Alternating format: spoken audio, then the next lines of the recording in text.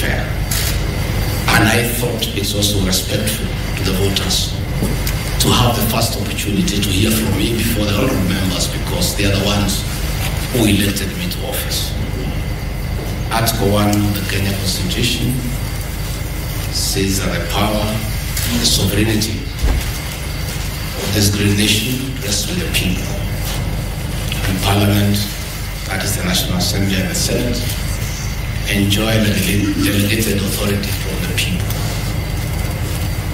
It is therefore very important that the people who elected me as Deputy President get my response of the very outrageous accusations against their Deputy President that have no basis, that is sheer propaganda, that is a scheme to hold me out of office because of other political considerations, and has nothing to do with violation of the Constitution. It has nothing to do with gross misconduct, and it has absolutely nothing to do with committing international or national crimes. The people of Kenya are therefore entitled by right to hear from their Deputy President what is his response to those outrageous allegations. Again, an attempt to do a public participation in a very short exercise that was done. My response was not part of what was presented to the people of Kenya. The people of Kenya were being asked to give their views as to whether the Deputy President should be impeached from office, and the accusations were attached, but in a highly legalistic language beyond the comprehension of many Kenyans. But the response of the Deputy President was not there to enable them make an informed decision by listening to the charges against him and listening to his response. Because the rules of natural justice demand that no man should be condemned unheard. My lawyers will be vigorously challenging that public participation as a nullity, and that does not meet the threshold of public participation as expounded by the Supreme Court of Kenya during the celebrated case of Governor Peter Wabora. The motion alleges that 2 years since assuming office, Rigathi Gachagua has acquired property and wealth whose estimated value is 5.2 billion, despite his known income by way of employment is 24 million. This is extremely outrageous. Honorable Mutuse goes ahead to give properties that he alleges are owned by one Rigathi Gachagua. I trust he was just given a document to sign. Had he taken some bit of time to do some research, he would not embarrass himself and the National Assembly. James Derito Gachagua was the governor of Nyeri and died in London on the 24th of February 2017, and yours truly, Rigathi Gachagua, was by his bedside. Prior to his death, 3 or 4 weeks before, in privacy, he wrote his will and appointed Rigathi Gachagua as an executor of that will, jointly with Mwai Madenge, his close time buddy, who is a quantity surveyor, and celebrated lawyer Njoroge Regeru. The three of us were tasked to manage his estates. In the will, you'll be given a copy. He did put his properties and assets and cash and anything that he owned in this world. And among the things that he did put was the Olive Garden Hotel, Vipingo Beach Resort, the Queen's Gate apartment, and Langata high-rise flats. It is these 4 properties that the Honorable Mutuse alleges that Rigathi Gachagua has acquired them after becoming Deputy President in 2022 when Rigathi Gachagua died in 2017. It is the most embarrassing allegation a member of parliament can table before the National Assembly.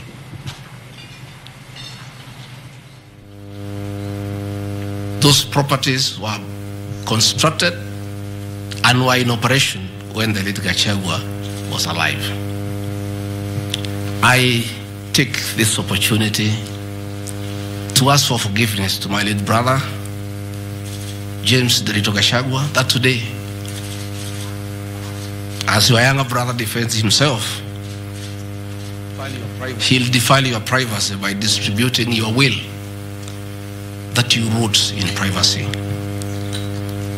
That your properties that you worked so hard for many years to benefit your wives and children are now a subject of discussion and are alleged to be proceeds of corruption. How unfair, well, can you be to a dead man? A man who worked so hard, a man who gave his life for his family, to buy plots, to construct property, and leave them in his death for his children and his brothers and sisters. And then you go to the floor of the House and allege that those properties are production of corruption. My dear brother, rest in peace and forgive me for having joined politics. Because were it not for politics, you would not suffer this shame. Your children are crestfallen as they see their properties being splashed in newspapers as proceeds of crime. The Olive Garden Hotel that is alleged to have been bought by Rigathi Gachagua belongs to the estate of the late James Rigathi Gachagua. And in his will, he directed that we sell all his properties and divide the proceeds among his brothers, sisters, wives, and children. We, as the executors of his estate, and I want to pay tribute to lawyer Joroge Regero and Mwai Madenge for their commitment and sacrifice to the Gachagua family. Many executors who have been given properties to run by deceased people end up misusing them and depriving the beneficiaries. These two great men and myself, because my brother knew I'm an honest man and a fair person, and he knew his family would never suffer in my hands. We were able to sell Olive Garden Hotel at 412 million and distributed the proceeds to the beneficiaries as directed in his will. We registered his will in the High Court of Kenya and were given the probate. And my late brother, in his wisdom, left Rigathi Gachagua 5% of his wealth. I was therefore able to get 20 million shillings from this sale. That is money that is in my account that again I'm told they are proceeds of crime. He left my mother 5% of his wealth, another 20 million shillings. And since my mother is dead, my late brother, because he trusted me, had put in his will that I hold my mother's shares in trust. So that is another 20 million shillings in my account. Again, my late brother left me another 4% to hold in trust of the children of another brother of ours who is deceased, the late Dr. Friend Wachira Gachagua, whose children are in South Africa.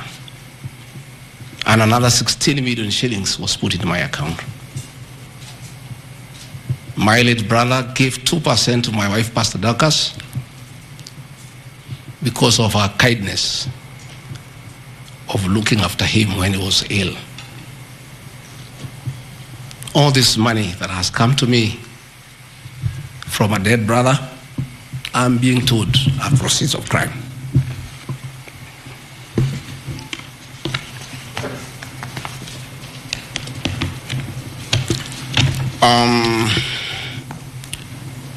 Queen's Gate Service Apartments, another property belonging to the late Gachagua, is another property that I'm told I've bought as when I'm deputy president. That is why I have 5.2 billion worth of money. And this property, again, we sold the Cooperative Bank of Kenya, the staff retirement benefits for nearly 600 million. And this money we utilized to pay his debts. And today, as the late Gachagua rests in heaven, he has no debt. Again, I want to thank my fellow executors, Njoroge Regeru and Matenge, for what you have done for my brother. Vipingo Beach Resort in Kilifi was Gachagua's holiday home, a beautiful palatial resort on 3.5 acres on the beach. I remember with nostalgia that he used to host us there every Christmas to enjoy ourselves. This property still belongs to the estate of the deceased because ourselves have a family. We want to retain it for sentimental value so that when we visit there, we remember him and his kindness. The Honorable Mutuse again goes to the National Assembly in a very emotional manner, quoting the Bible, says that this property has been bought corruptly by the Deputy President without knowing where the money has come from. I have seen some land, Rogoro Kiamariga, 1223 in Mathera East constituency. To start with, Rogoro Kiamariga is not in Mathera East constituency. It is in Mathera West constituency. In haste to dispose of the Deputy President because of political deceit and conmanship and betrayal, they could not even get it right where the land is situated.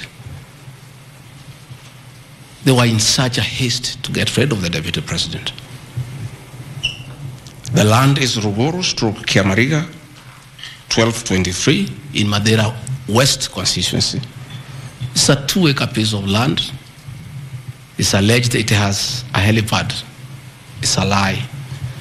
The land is 2 kilometers from my rural home. And I have planted napier grass for my dairy unit. I bought it at 3.5 million shillings. Again, proceeds from my dairy farm. I have a dairy farm with almost 150 cows. And I do make an income of almost 1.5 million shillings every month. I can surely afford to buy 2 acres of land. And I take this opportunity to thank my brothers from the Kalenjin community for that dairy farm. Anytime I've gone to the Rift Valley, in appreciation of the support I give President William Ruto, the Kalenjin community always gives me a cow or 2. And within 2 years, I have the largest dairy farm in Mathera constituency, courtesy of the Kalenjin people. I want to thank them for their kindness. I have seen an accusation that I've bought 40 acres of land in Kakuret, Kabraine, in Keni, Nyeri constituency. as Deputy President of the Republic of Kenya, I saw the Honorable Njoroge Wainaina, the MP for Kenny, signed the notice of motion to impeach me on the allegations, this one being among them. Had there been no malice, Njoroge Wainaina, the Honorable MP for Kenny, would have advised the Honorable Mutuse that he sold me this land in the year 2015. I have a sale agreement I'll give you with this picture. I bought this land from the Honorable Njoroge Wainaina in 2015. I was not even a member of parliament. Yet he has appended his signature that I should be impeached and go home for having corruptly bought 40 acres of land in Kakuret. In fact, the land is not 40 acres, actually 35. The allegation is that it's 40 acres. But that land is 35 acres. The people of Kakuret know it. I bought it from the Honorable MP for Kenny. And had he read this motion, I'm sure he would not have signed it. But as you all know, there was a lot of coercion. There was a lot of intimidation.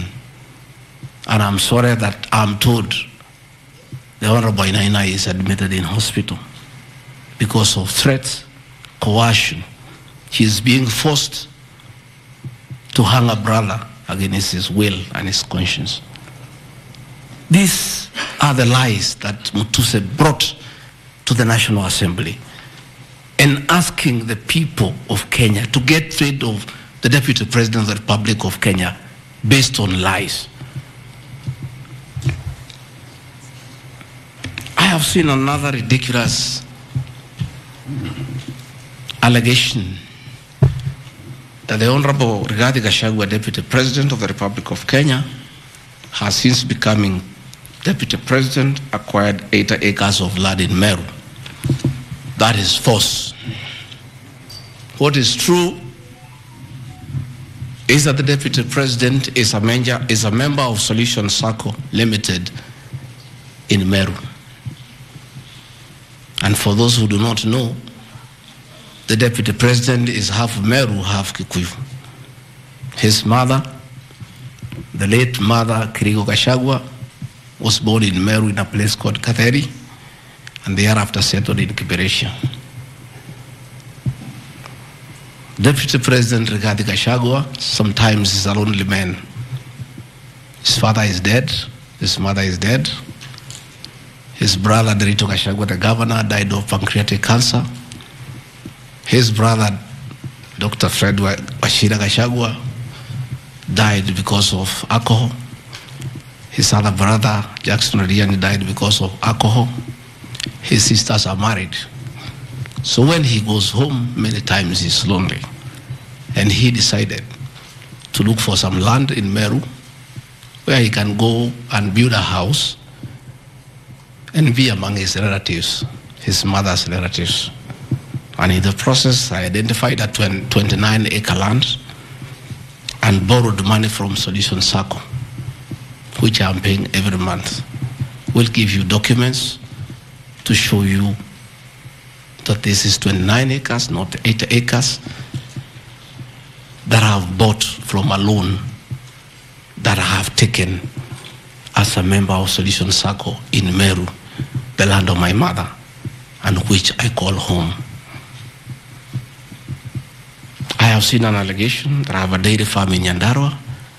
I don't have a single animal in Nyandarua. I have some little land in a place called Shamata, but I'm yet to do anything about it. I think I just mentioned it to one of the member of parliament for that area called Gachagua that I would like to start a dairy farm.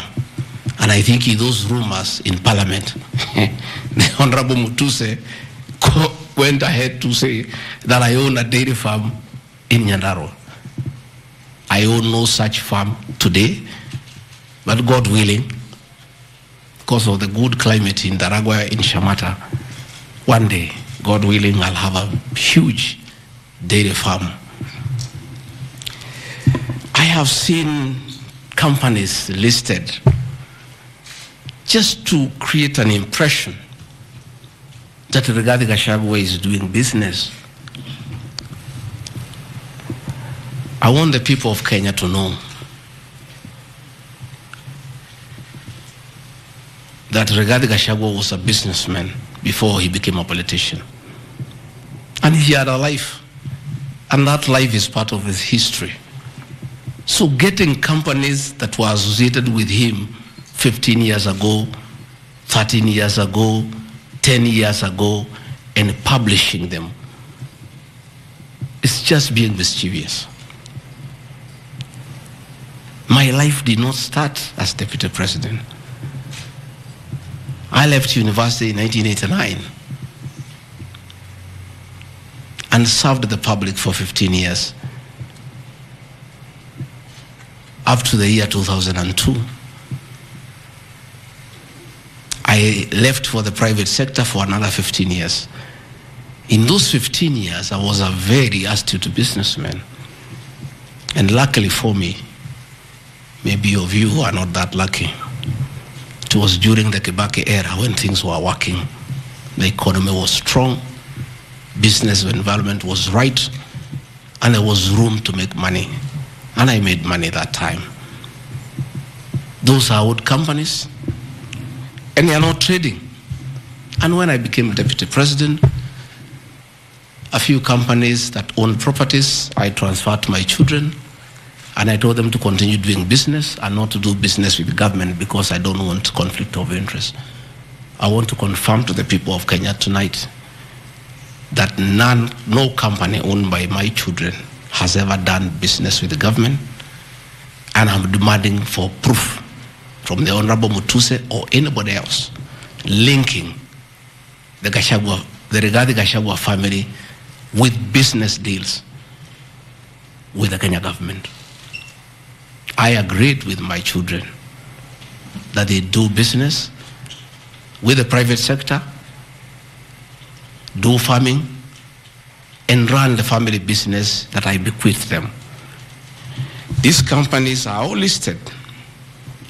And just for clarity, because I don't think they are worth a reply, because there's nothing about them.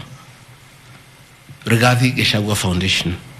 As a member of parliament, I was educating orphans. I was educating children of single mothers.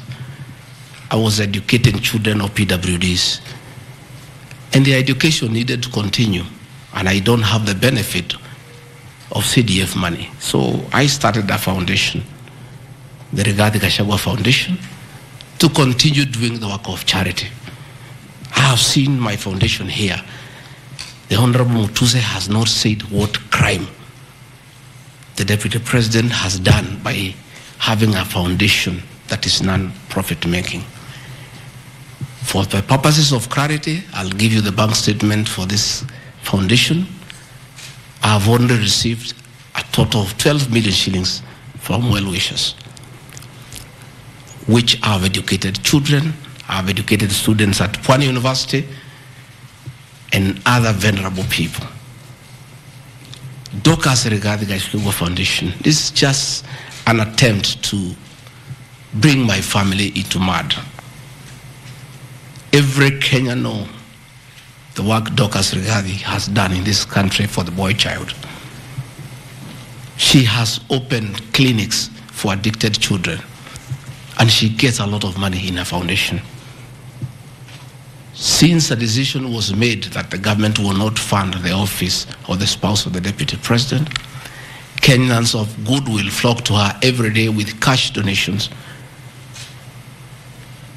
with material donations, for her to continue with a very good program she's doing of rehabilitating children in Kilifi, in Mombasa, in Nyandarua, in Laikipia, in Nairobi, and her work is well documented. I am here to see from the mover of this motion what crime the Docas Rigathi Gachagua Foundation has done. There is no allegation, there is no evidence, there is nothing.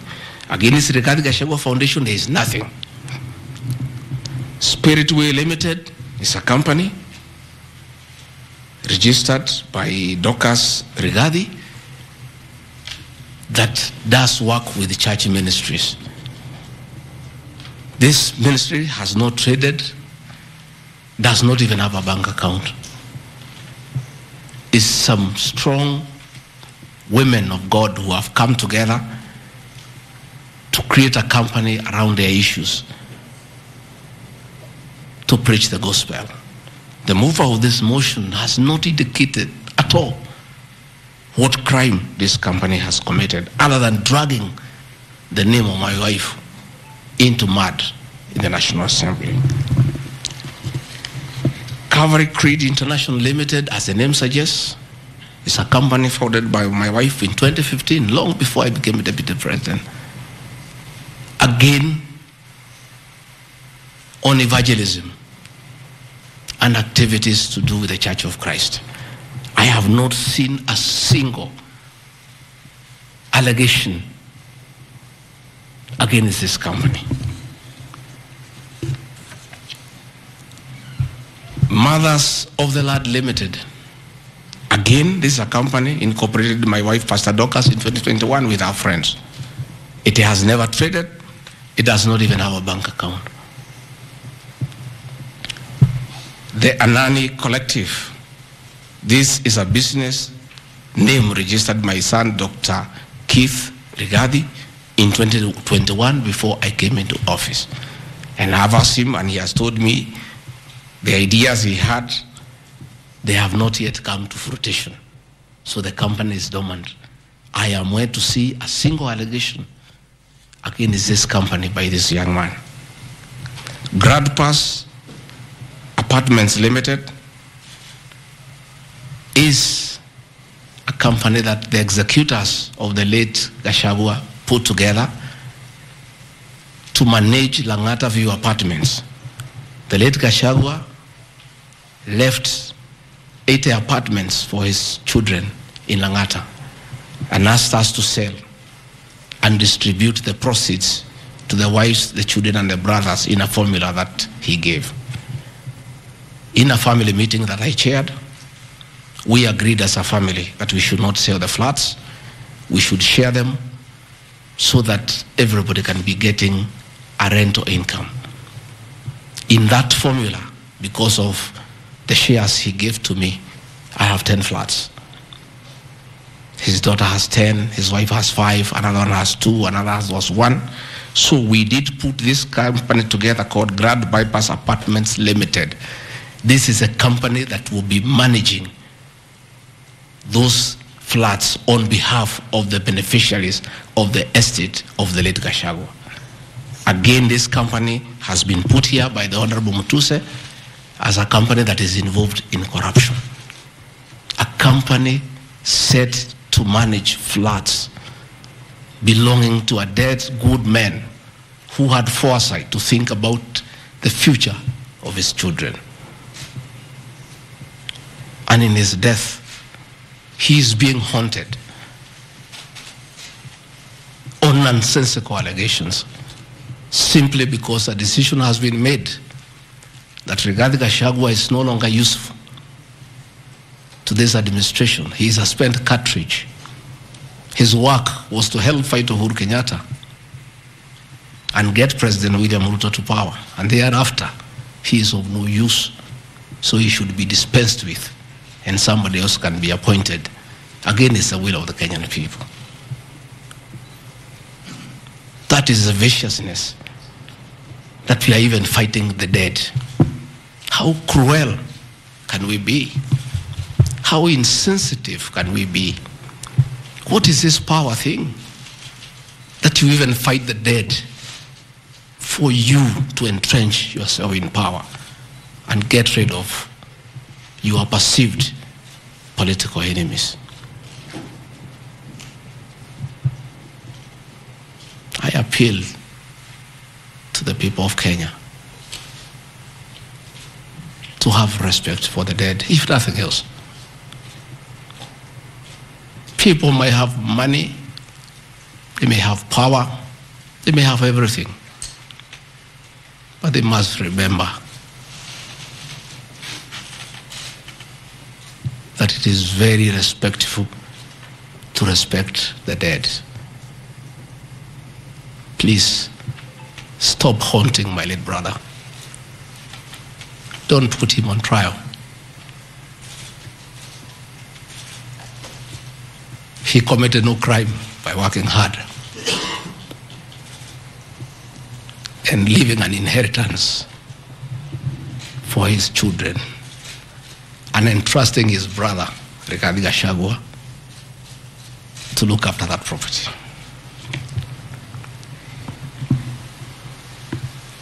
Fortis Viz Group Limited is a company incorporated in 2023 by my son Kevin and Dr. Keith. Again, some two very enterprising young men. This company has not even taken off. They are still figuring out what business they can do. And before they can even settle down, their father is under siege. So they have to come here every day to keep me company and find out what is not happening. This company has not even started. These are young people, children. Why do you want to destroy their future? By putting their names in the press with negativity because you want to destroy their father. These are innocent boys who have decided to invest in their own country. Why do you want to destroy them? You can destroy Rigathi Gachagua. Fair enough, he has lived for 59 years. But these boys, hardly 30 years. Why do you want to destroy them? Pioneer Medical Company Group, I founded this company in the year 2008. It has not done business for the last 10 years. Why are you bringing it to Parliament? Rido Furniture Mart Limited, I founded this company with my wife, Pastor Dorcas, in the year 1999. We used to sell furniture at the roundabout at Bomas on your way to Rongai. And we built this company from scratch. And it's been in existence for years. And when we stopped trading with it, we put up apartments in Koroi, in Rongai, called Rido Plaza, that are managed by this company. We collect rent. We have, I think, 40, 50 flats there, and pay tax every month. What wrong has Rido Furniture Mart done? Rido Plaza was constructed in 2012, 10 years before Rigathi Gachagua became deputy president. Even if you want to kill this man and make sure he's totally destroyed, why don't you pursue him for the 2 years he has been in office? Why do you want to go back 20 years before he became deputy president, and criminalize his enterprise and his hard work? Biovet Kenya Limited is a company, again, I founded in 2009. Many years before I even went to Parliament. It has not done business for the last 15 years. Not a single shred of evidence that this company has done wrong. It's not there. Morani Manufacturers Limited. It's a company that is founded by a character from our village and sold some shares to my wife and my children and interested them in manufacturing feeds for pigs and for chicken. It never even took off. This company has never traded in government. It has not done any business. It is actually dormant. I'm told the account has only 132,000 shillings. And you want to set the Deputy President of the Republic of Kenya, a man elected by 7.2 million Kenya shillings, because his wife and children have some shares in a company that has 132,000 shillings. Surely. Delta Merchants Limited is a company I founded in 2009 during the Kibaki era. It has not done business for 15 years. We demand that you say what this company has done. Wamunyoro Investments Limited is a company named after my village in Wamunyoro, which I founded in the year 2001 as a construction company. This company owns a lot of property that I bought in those years when the economy of this country was on sound footing.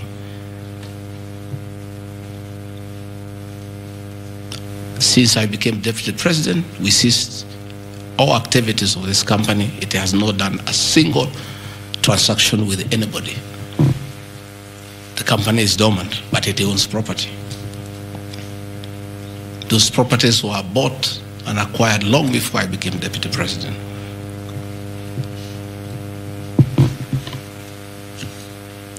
Cosmea Venture Limited is a company that was incorporated in 2018 before I became deputy president by my sons. They do what you call bulk SMS. I used to give them work when I was member of parliament to send messages to my constituents. I think they were charging me 30 cents per SMS. Some young, enterprising young people. Company 2018, it doesn't do business with government. It is not accused of any wrongdoing by anybody, anywhere. It's just putting the name there. Royal Crimson Ventures Limited, again incorporated in 2018 by my children to do their little business. No allegation of any wrongdoing has been annexed to the motion. Kurito Properties Limited, again, this is a company that me and the co-executors put together for the purposes of managing the Vipingo Hotel. No details of any accusation, any wrongdoing, nothing. Cristo Kenya Limited, this company I founded in 2009. And when I became deputy president, I gave out my shares to my children, and myself and my wife, we got out and asked them to continue doing business. My two children, like their father, very enterprising.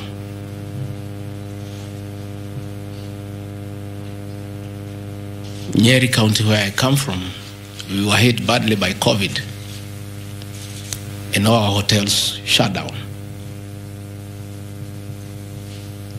Hundreds of jobs were lost.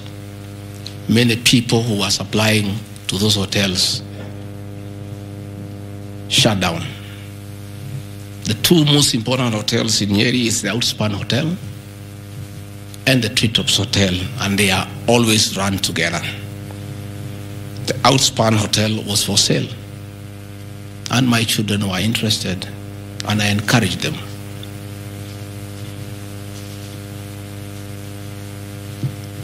Treetops Hotel cannot be sold.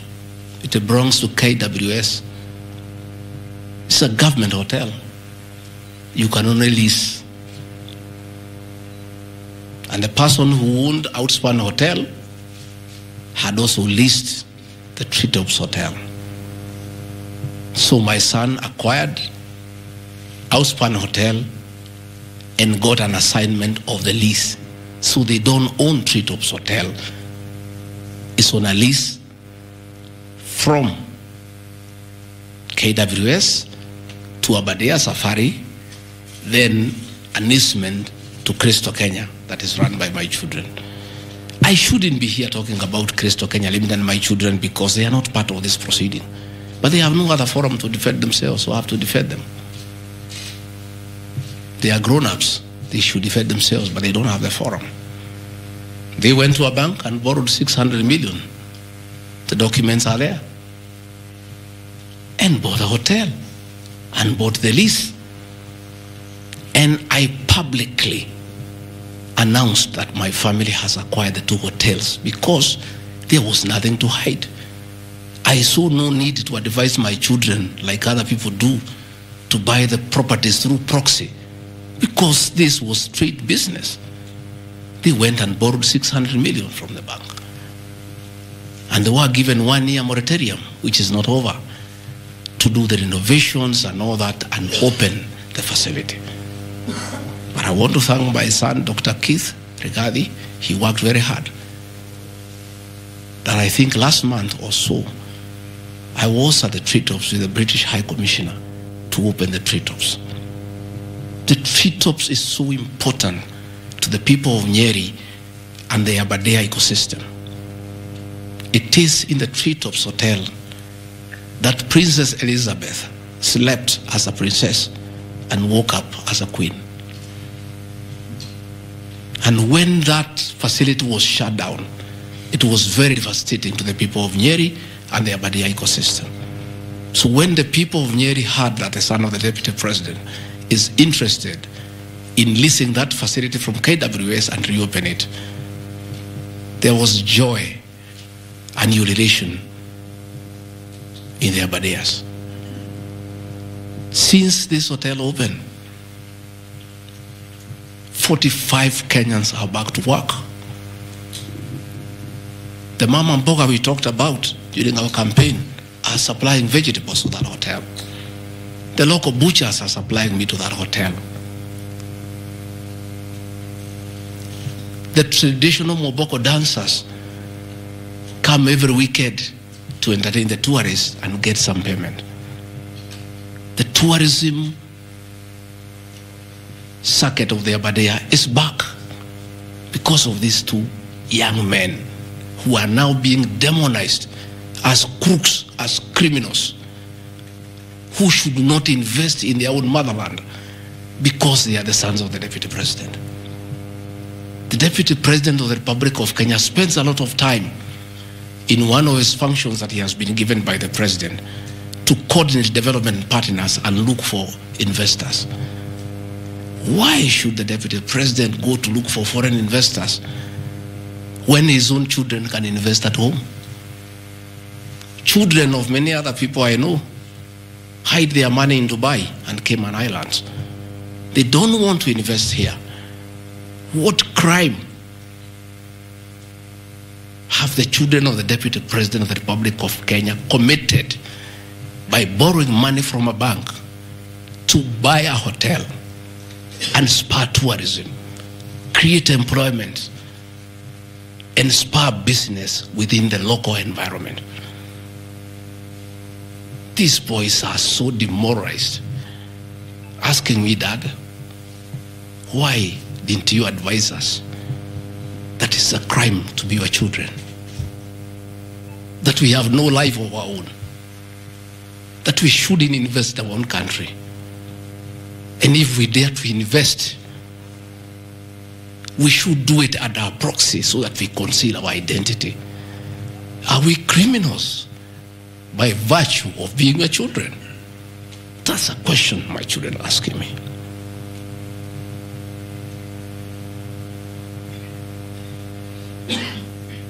What crime can children of Kenya commit to borrow money from a bank and start an enterprise and employ people and spur tourism? How unfair can a country be to its young population to condemn them for being enterprising? I'm being told by the National Assembly that I need to be impeached from office because my children have dared to borrow money, buy property in their name and invest in their own country. And for that, their father should be sent home. I want to conclude by Karadi Farm Limited. This is a farm I founded in 2001 with my wife, Pastor Dorcas. And it runs our farms. It runs our dairy farm in Nyeri that is doing very well. I'm making $1 million shillings or so every month. And I sell calves, and it's doing very well. And my farm now has become a model farm for the local farmers. We are doing chicken, we are doing rabbits, we are doing sheep, Again, nobody has told me what crime has Karandi Farm committed. Technical Supplies and Services Kenya Limited, a company I founded in 2001. I did business during the Kibaki era. When things got very bad, I stopped doing business with it. It has not done business for the last 8 years. And of course, in the 2 years I've been deputy president. I want proof. Tomorrow, the National Assembly to table proof what these companies have done. They will be very embarrassed before the people of Kenya. This will be the most shameful act ever in the history of our National Assembly, where you go table a motion that is so sensational based on trash and not a single accusation backed by evidence. I have seen an allegation that exerting influence on officials of the Ministry of Lands to issue an allotment letter to Amunyoro Investments Limited and using the fraudulently acquired documents to support a court case. Again, Amunyoro Investments Limited was never allotted any land. This parcel of land, 209/12077, Amunyoro acquired at 24 million shillings in the year 2012. The documents are there, we'll give them to you. Purchase from a third party.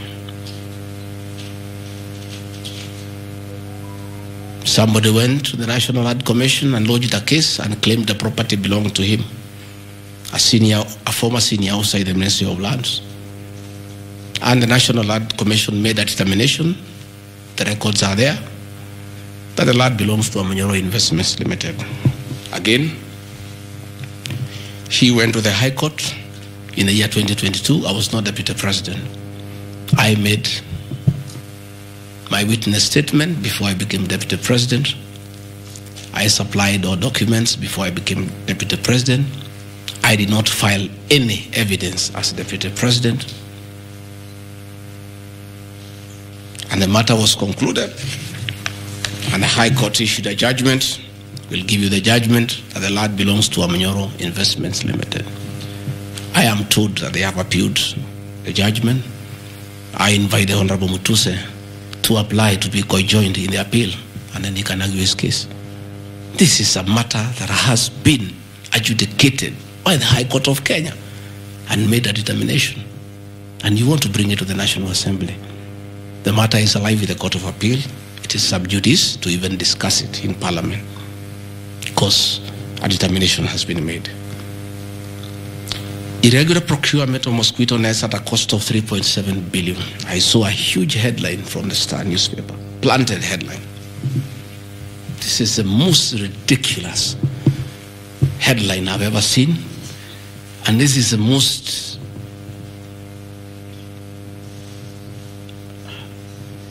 I lack a proper one, and I don't want to speak in Kikuyu.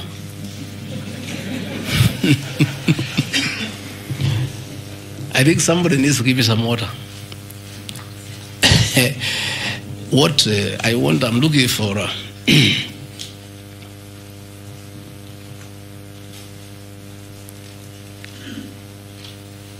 I have seen that allegation, and I want to respond as follows. One,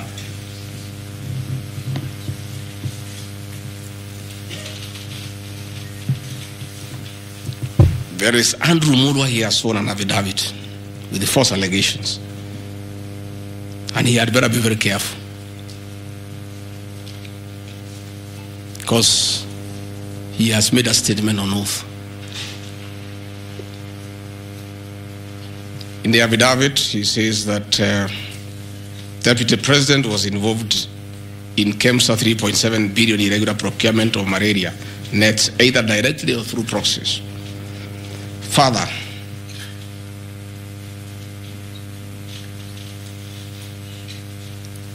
Shobika Impex Limited is an international company, the fourth largest manufacturer of mosquito nets in the world. It has done many tenders with KEMSA, with the Global Fund, countries in Africa, in Asia. And there was a tender.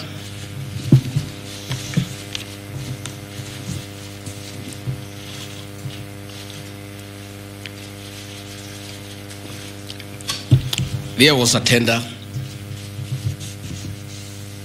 funded by Global Fund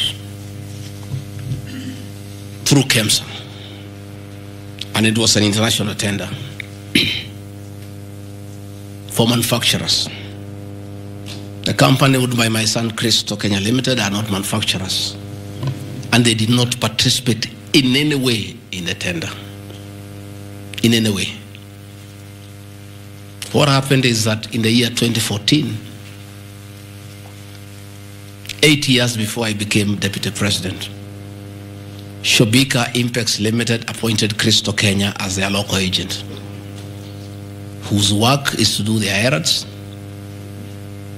and follow their supplies at the ports of entry. Christo Kenya did not participate in this tender. It was done by Shobika. KEMSA wrote to Shobika and said, your tender was not successful because you had a problem with pagination of your security documents. Pagination. Those of you who have done tenders, you number the pages. And if they are not right, you can be disqualified. And therefore, they were told, can you come and collect your bid board? Your regional bid board. That's what happens. If you participate in a tender and you don't win, you are asked to collect your bid board. And they kept on coming to collect the bid board. It was not available for almost 3 months. And they asked the local agent, that is Christo Kenya Limited, can you follow up on our behalf? We participated in this tender. We did not win. We have a letter asking us to collect the bid board. We are waiting for it because this is money that is tied as our agent in Kenya. Can you follow up?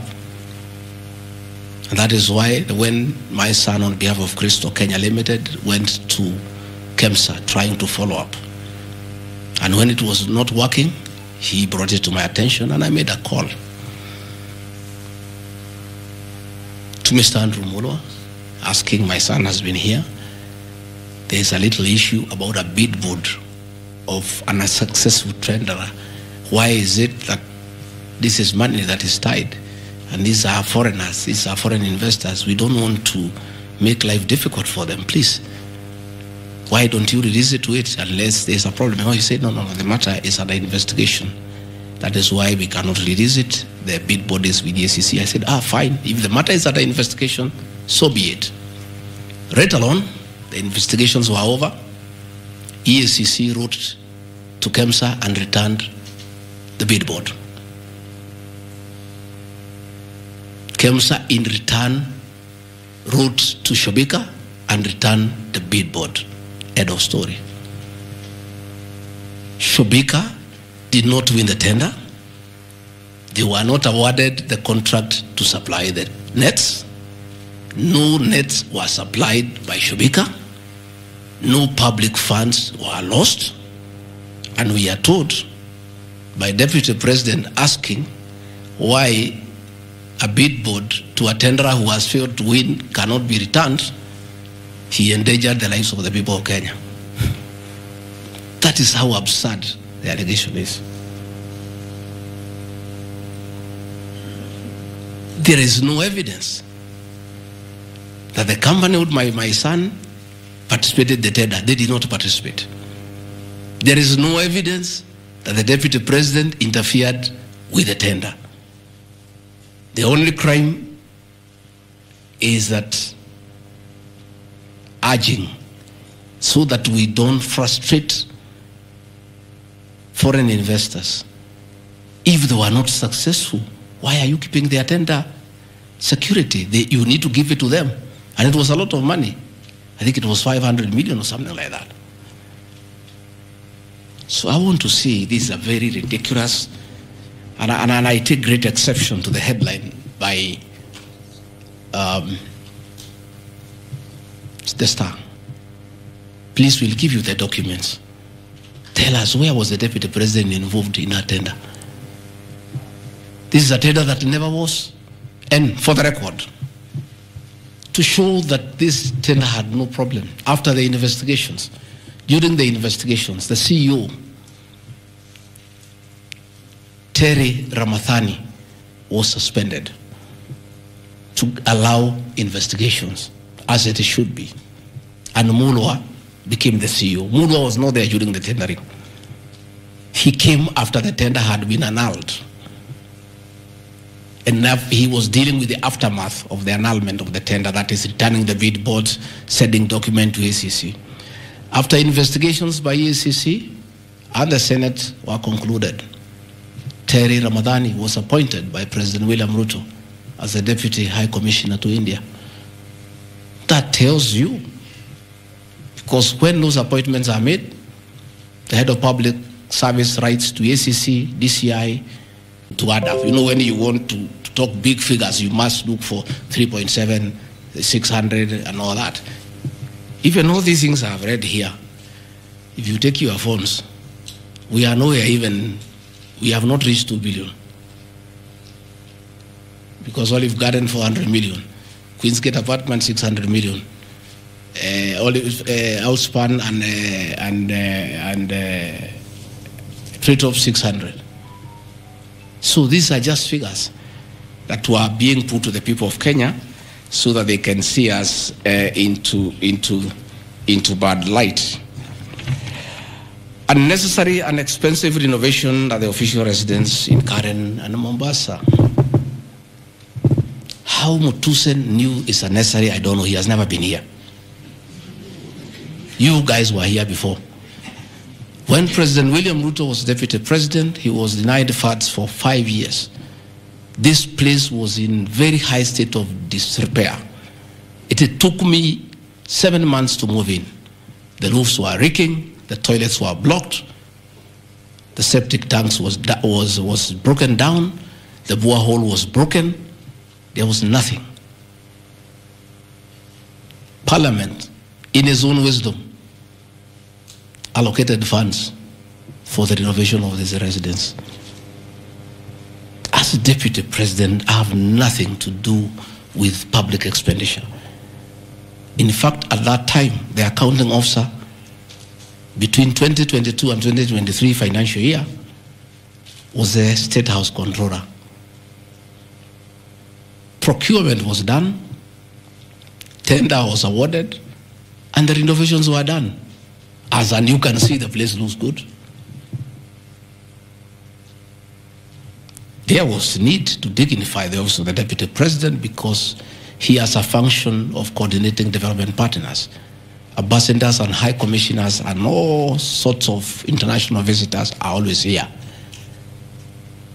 So to dignify the office of the deputy president, the residents needed to be in the right standard, and that is not my decision, and I have nothing to do with it.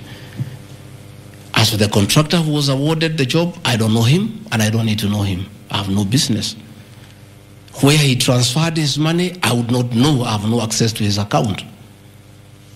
Whether he is related to me, the answer is no. I don't know him. And for the record, I don't wish to know him, because it's not necessary.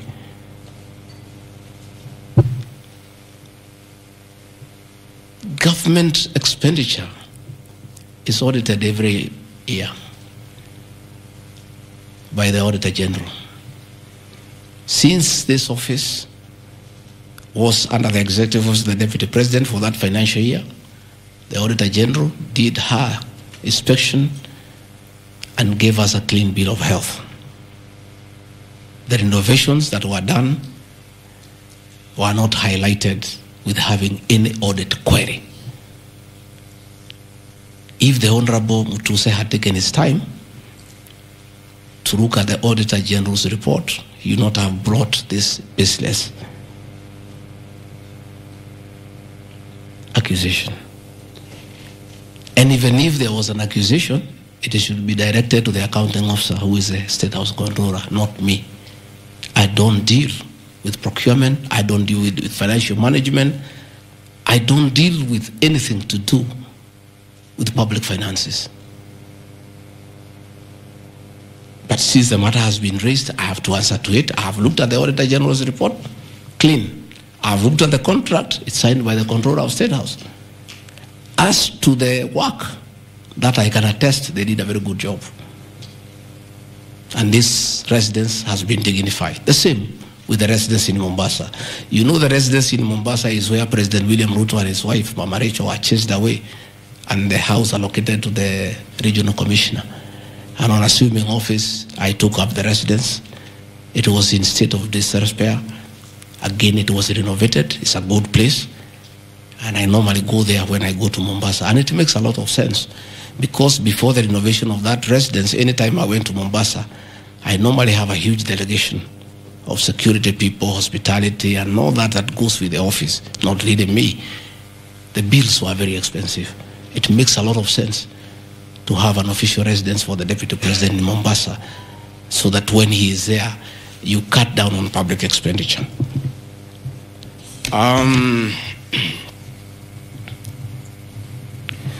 Dubiously acquiring a substantial portion of sum of 100 million paid to Lusona Events Limited. Again, that's another ridiculous acquisition from the North. This is people who give services here for events. We have many meetings. You have come here for IBEC. There are tents put up here to the required standard. We have meetings here for development partners. This is a very busy residence. Most of you have been here. Again, I don't get involved in procurement.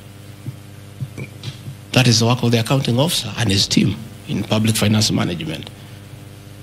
As to the person who does that work, I don't know he or she, and I have no business knowing who does the work.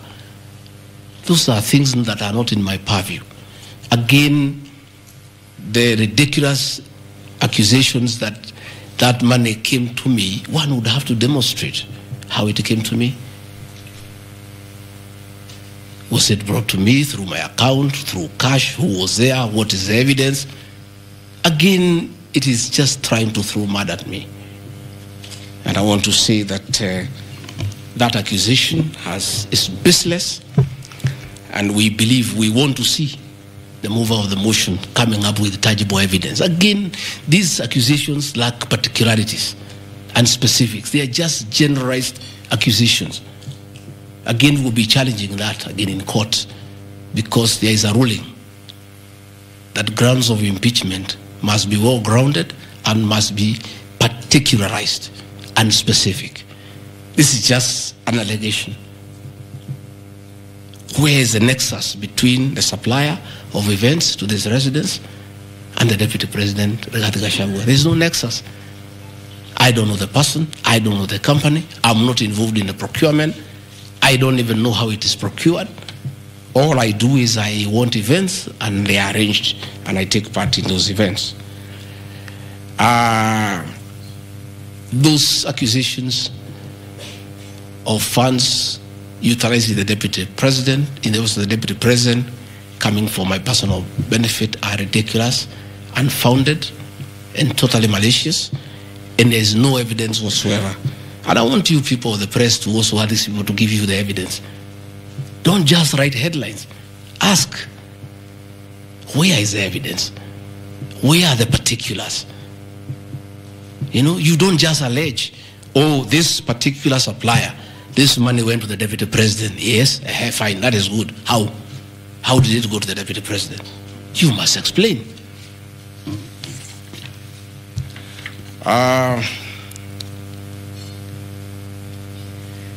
Alleged sensational but false allegations against Lady Justice Esther Minor. It is alleged that the special notice of motion at ground 4 had a gross violation of the Constitution, that I publicly attacked the Lady Justice Esther Minor and falsely threatened to bring action against her.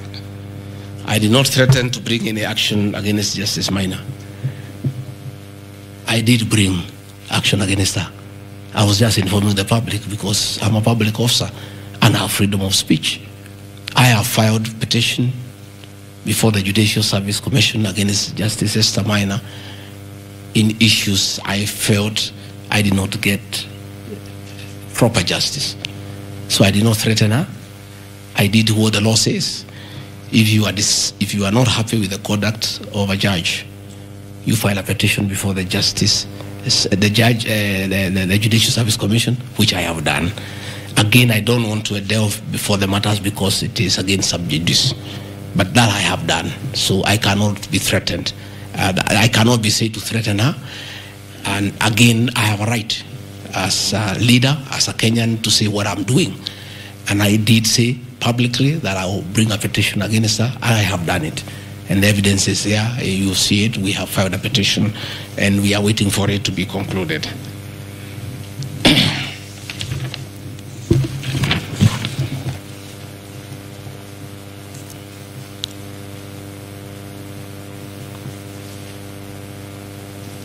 Again, I want to emphasize that my statements were protected speech consequent to a decision by the land judge in a matter involving my personal assets, which I disagree with and found to be wholly unfair. The matter having been concluded at that stage, my criticism of the decision was not sub judice, nor in any other manner prohibited by law. While I respond to the ruling of the land judge, I was in absolute disagreement with it. Contrary to the assertions, the special motion, I did not forcibly threaten to bring action against the learned judge. I took legal action available to every citizen of Kenya under Article 168(2) of the Constitution, which allows any person to petition the Judicial Service Commission for the removal of any judge, and filed a legal complaint before the Judicial Service Commission in March 2024. The complaint being live before the JSC, discussion of the conduct of the learned judge in the said matter here would be sub judice. Diverting materials meant for construction of Kilifi Malindi Highway to tarmac a private load to Vipingo Beach Resort. Again, I said Vipingo Beach Resort belongs to the estate of the late Governor Gachagua. The facts are as follows. King Charles III visited Kenya between 30th October 2023 and 3rd November 2024. During his state visit, one of the designated places where King Charles III was to visit was Kuritu Marine Conservancy, which shares a road with the Vipingo Beach Resort. And it's a public load, by the way, it's not a private load. I have annexed a copy of the program of the state visit to Kenya by King Charles III, marked RG, which at page 13 on items 63 and 64 shows his departure and arrival at Kuritu Marine Conservancy. As I was walking around, I slept there, I think 2-3 weeks before the arrival of the king. And as you all know, I walk every morning. And as I walked on that road, I found there was a lot of activity and tarmac was going on. I was very happy and I asked what was happening. And I was told that the king himself, the third, will be coming. So, like all other residents of that area, we are very indebted to King Charles III. That this was done very speedily. Rigathi Gachagua never called anybody to do this road. In fact, I'm informed that this road is donor funded, the one to Kilifi, and there is a component of corporate social responsibility. And I have learned, after I have inquired, that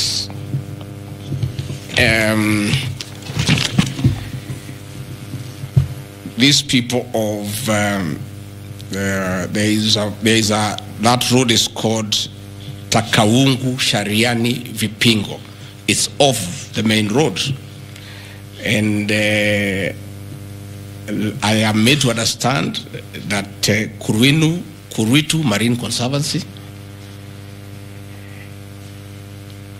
Vipingo Secondary School, Shariani Primary School, among other stakeholders, including a public market, applied to Kenya to be considered for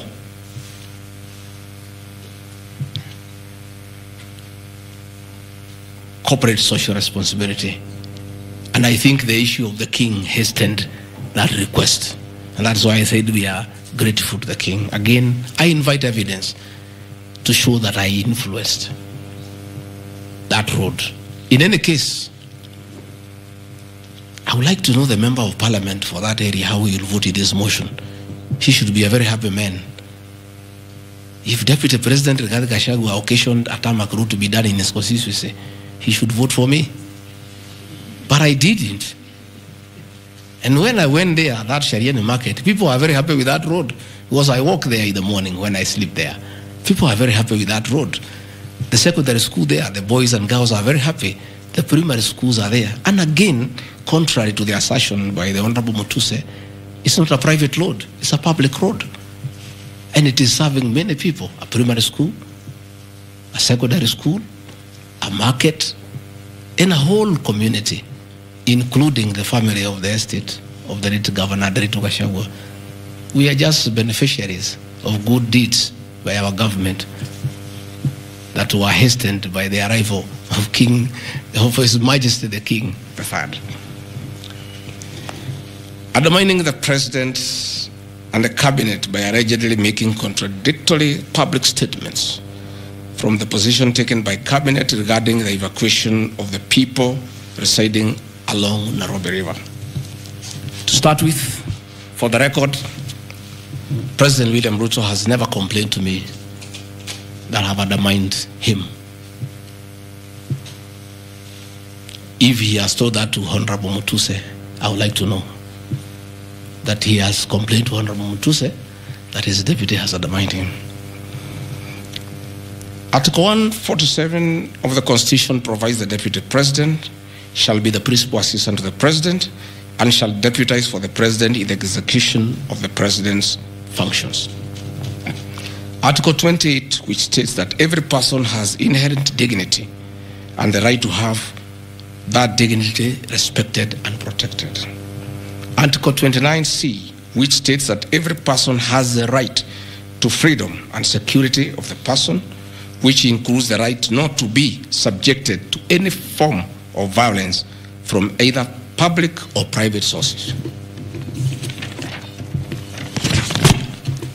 Section 152G1 of the Land Act, which states that notwithstanding any provisions to the contrary in this act or in any other written law, all eviction shall be carried out in strict accordance with the following procedures. A, be preceded by proper identification of those taking part in the eviction or demolitions. B, be preceded by the presentation of the formal authorizations for the action. C, where groups of people are involved, government officials or their representatives to be present during an eviction. D, to be carried out in a manner which respects the dignity, right to life and security of those affected. Include special measures to ensure effective protection to groups and people who are vulnerable, such as women, children and elderly, and persons with disabilities. F, include special measures to ensure that there is no arbitrary deprivation of property or possessions as a result of the eviction. G, include mechanisms to protect property and possessions left behind involuntarily from destruction. H, respect the principles of necessity and proportionality during the use of force and give the affected person the first priority to demolish and salvage their property. Critically, our Constitution provides at Section 147(2) that first, the Deputy President shall perform the functions conferred by these constitutions and any other functions of the President as the President may assign. Pursuant to Article 3 of the Constitution, I, as well as every citizen of Kenya and state of public officers, have the obligation to respect, uphold, and defend the Constitution in performing any of my functions.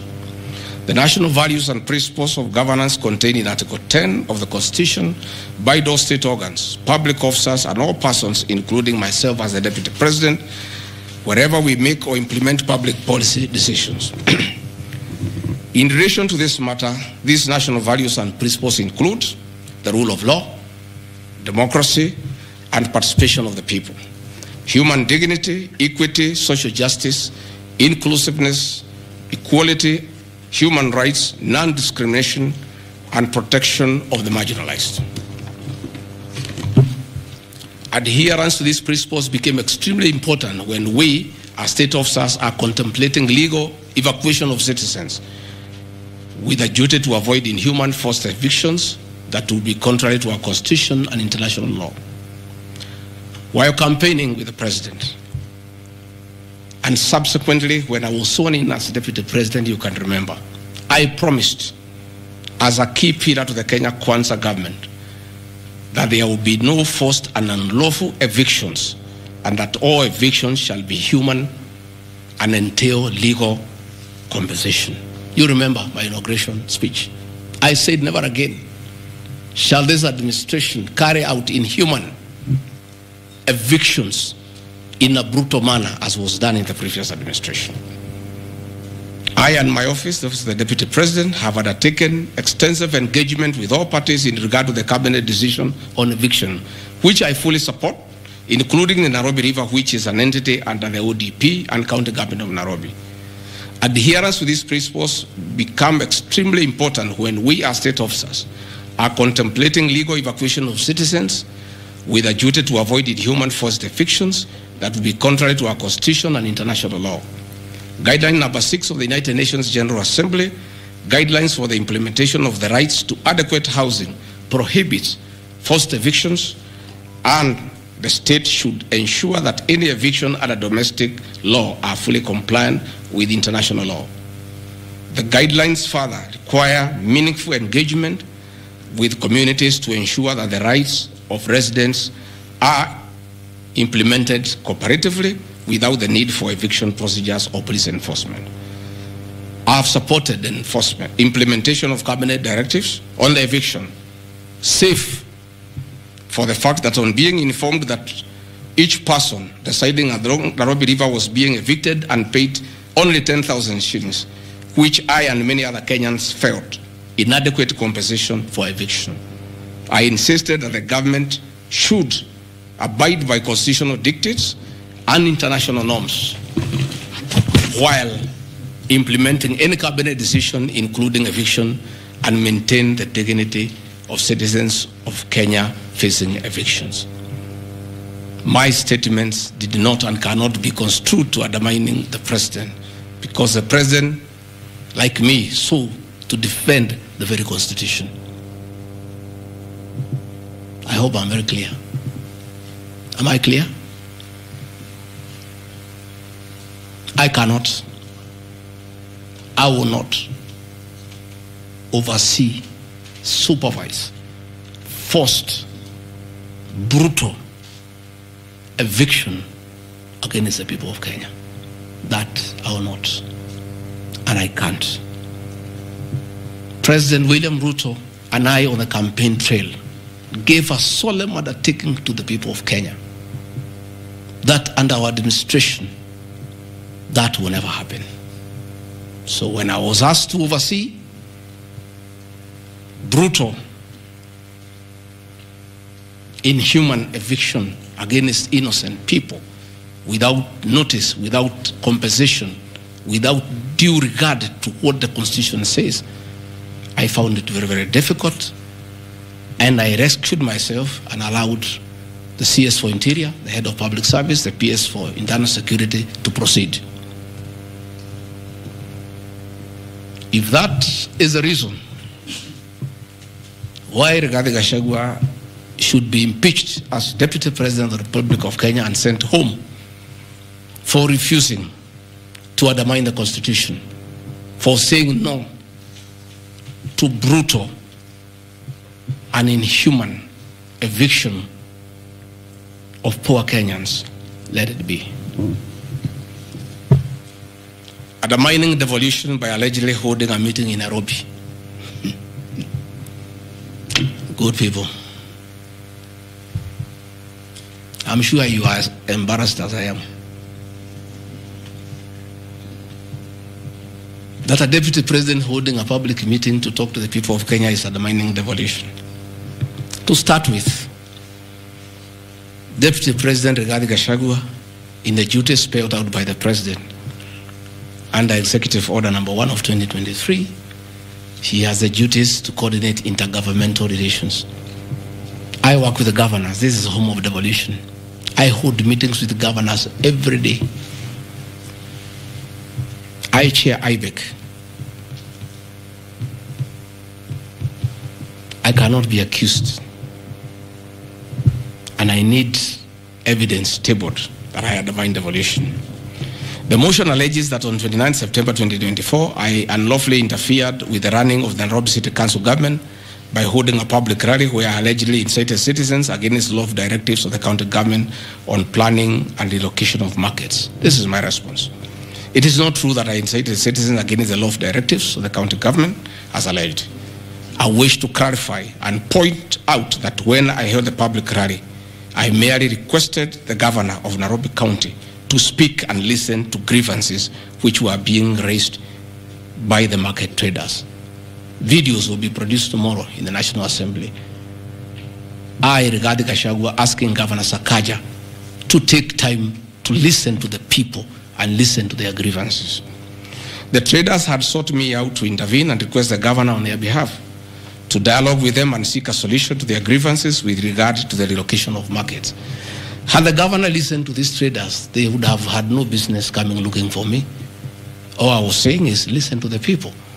Before you relocate them, have public participation. Most of those traders have lived in Wakulima market for 40 years. They wanted to discuss with the governor what happens to us, what happens to our customers, what happens to the distances that we cover, what about the extra cost of going to the new relocation. And I think the traders were right. Requesting a meeting with an elected leader is their right. And when they requested me to go and meet them, because they were desperate and they needed somebody to hear to them, I did go and speak to them. Again, this motion alleges that on 20 September 2024, I unlawfully interfered with the running of the Nairobi City Council by inciting citizens against law directives of the county government. The leadership of Nairobi business traders approached me sometime in March 2024 at my official residence to discuss multiple issues affecting business and requested engagement in the resolution and intervention on these issues adverse to business. Consequent to this meeting, I directed that short, medium and long-term strategies be undertaken, coordinated by the Office of the Deputy President, to address the issues raised that are cross-cutting with the agencies including KRA, Kenya Post Authority, Counterfeit Authority, Kenya Bureau of Standards, the National Police Service, Kenya Copyright Board, given that the violation is under the Office of the Deputy President. I was just doing my work. On 11th April 2024, the Small Traders and Government Agencies Technical Committee, coordinated by my office, held a meeting to discuss issues raised by the small traders, including Mudhurwa Market, attended by ODP staff in a supportive role in keeping with the draft framework of cooperation and engagement between government, Nairobi City County, and the Nairobi business traders. Subsequent to that meeting, a meeting on 24th April 2024 between Nairobi City Council and the Nairobi small traders and numerous others, the ODP on 22nd July 2024 invited His Excellency Johnson Sakaja, amongst other state officers, to a meeting at ODP. Officers scheduled for 22nd July 2024 to review the draft framework of the cooperation and engagement between the small traders and the government of Kenya.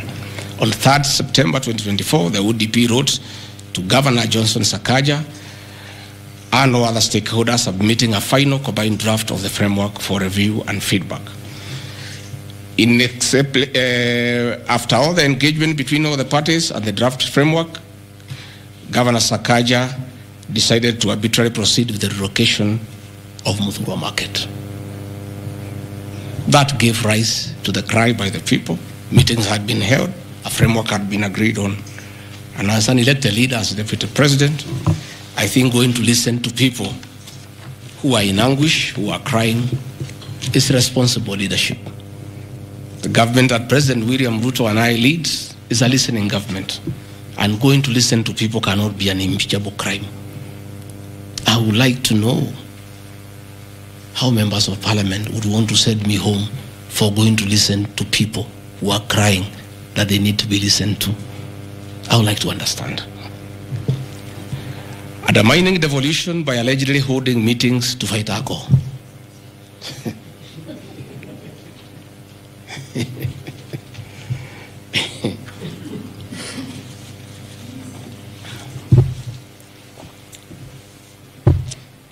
think tomorrow will be the greatest circus. Or do I call it the theater of the absurd? That Deputy President Rigathi Gachagua, undertaking duties assigned to him by the President to fight illicit brews and drugs across the country, should be impeached because by doing so, he is interfering with the devolution.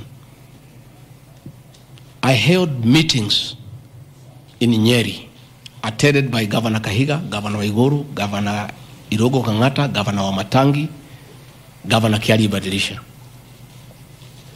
I held a meeting in Chuka, attended by governors of Embu, of Tharaka Nithi, of Meru. I attended a meeting in Mombasa, attended by governors of Kwale, a representative of the governor of Mombasa, the governor of Taita Taveta, a representative of the governor of Lamu, to discuss. I held a meeting in Nakuru, nearly with all governors present, and all of us jointly, under my chairmanship, the Ministry of Interior and Governors, we agreed on how to tackle the menace of illicit brews. And we have a good story to tell. Out of those efforts, our young men who are sleeping in trenches are back home. Women are very happy. Their husbands are back home and they are bringing food. In fact, some children have been born. Some have even been named Gigi because of the effort that I have put in fighting illicit brews. I think the people of Kenya would be shocked to hear tonight that one of the accusations against their deputy president and why he should go home is because he led the battle to fight illicit brews and drugs that has caused havoc among our young people. Please, if Rigathi Gachagua is a problem, why don't you assign this job to somebody else? Because this job must be done. We must get our children off drugs. We must fight illicit alcohol. And saying that you want to impeach the deputy president because fighting illicit brews and drugs is interfering with the devolution. I think this is the greatest joke of the year. Even the 291 MPs who signed this motion, most of them, because I know them, have looked for me personally to thank me for the way I have successfully led the war against drugs and illicit brews. And that is why that sham public participation should have had my responses, so that the women could hear that one of the accusations against the deputy president is that he should be sent home because he was leading the war against illicit brews and drugs. I don't know. I think there is something wrong in this country. That somebody has sat down to draft a motion to impeach the Deputy President of the Republic of Kenya. And one of the grounds is that he has interfered with the devolution by leading the war to fight illicit brews and drugs. This is a height of absurdity. And Parliament will be the theater of the absurd. I would like to hear what is the nexus between fighting illicit brew and interfering with the devolution. I would like to know. I've never had any governor complain. I've never had any MCA complain. I've never had any Kenyan complain. The only Kenyans who have complained are few. They are the manufacturers who are manufacturing poison under the guise of producing alcohol. Those are the only few ones. I beg the National Assembly and the Senate. Most of the National Assembly, to save face, to consider striking this ground before the motion tomorrow, because it sounds ridiculous to the people of Kenya. Again, if Deputy President Rigathi Gachagua has to be sent home for fighting drugs and illicit alcohol, so be it. Sensational statements against the National Intelligence Service and its Director General and other officers. My response. In addition to this allegation, I wish to state that the National Intelligence Service holds a very critical role in ensuring the safety and security of our country. They are responsible for gathering intelligence and share it with all our law enforcement agencies to ensure that the country is safe at all times. Consequently, when the country was caught flat-footed with regard to the scope and extent of the public's dissatisfaction with the Finance Bill 2024, which degenerated in a Gen Z protest, it pointed to the failure of the National Intelligence Service in carrying out its mandate.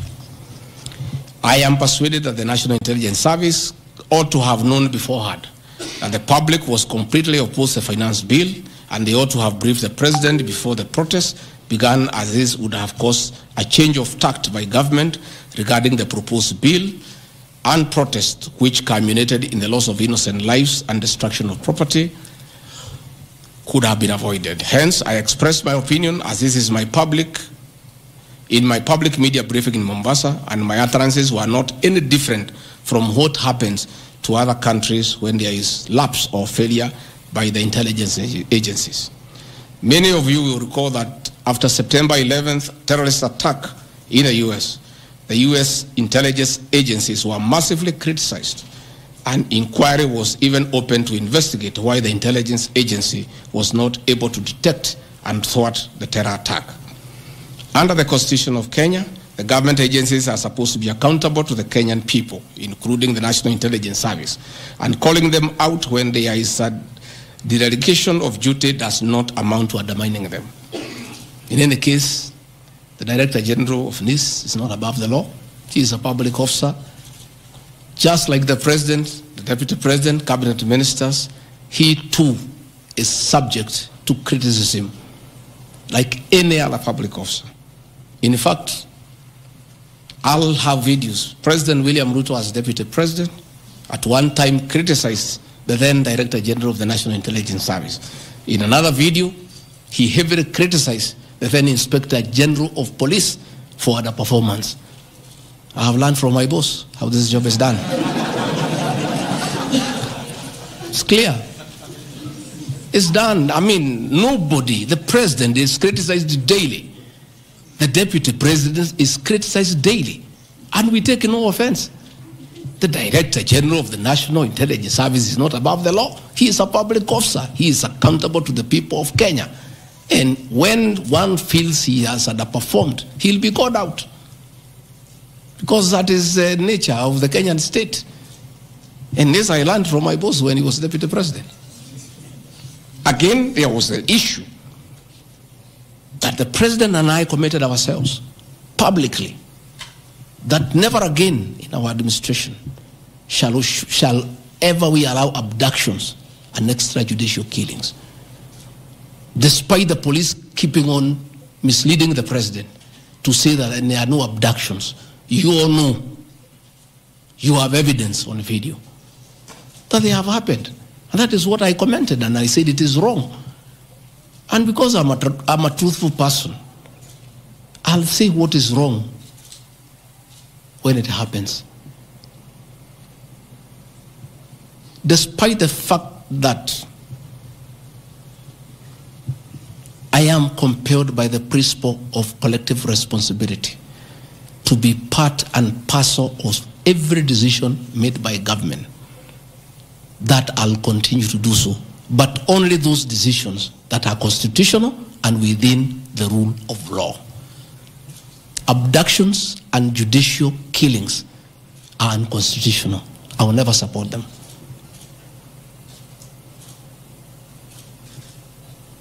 President William Ruto has been criticized left, right, and center. I have not seen him take anybody to court for criticizing him. Why is Rigathi Gachagua being impeached for calling out the Director General of the National Intelligence Service? The Deputy President is criticized daily. The judiciary is criticized daily.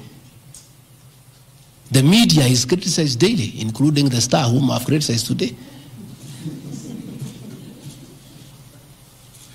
But that is as far as it goes. And again, despite being just the Deputy President, I enjoy a constitutional right in the Bill of Rights, freedom of speech. And if the Director General of the National Intelligence Service was aggrieved, there are mechanisms of how he can take me to court and sue me for defamation. And I'll be able to argue why I said what I said. So that is not a ground for impeachment. I mean, that is curtailing liberties, the freedom of expression, the freedom to hold public officers accountable for their actions.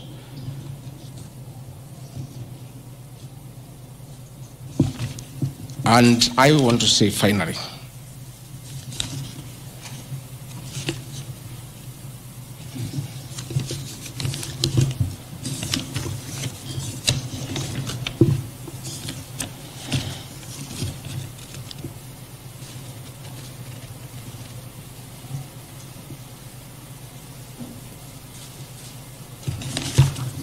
I think I've literally addressed all the grounds, because I felt it's important for the people of Kenya to know the allegations against the Deputy President and his responses. And as you have heard, though you are not judges and you are not advocates, there is nothing here that violates the Constitution. There is no gross misconduct. There is no crime that has been committed.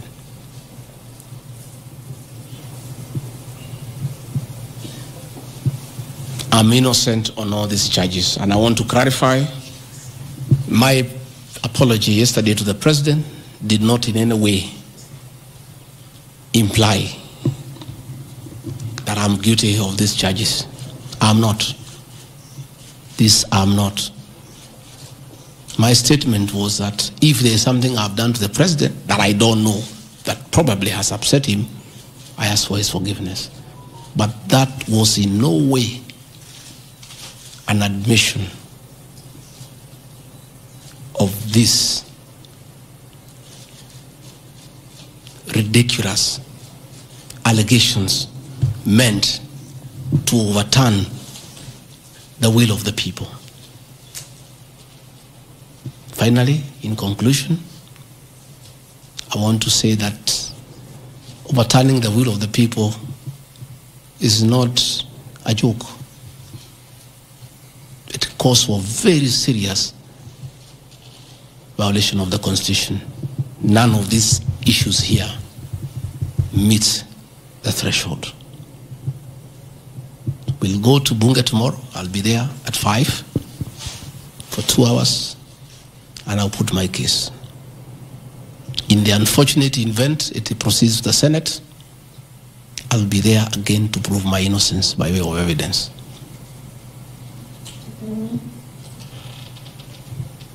When I called this press conference, there was a lot of speculation that Rigathi Gachagua wants to resign.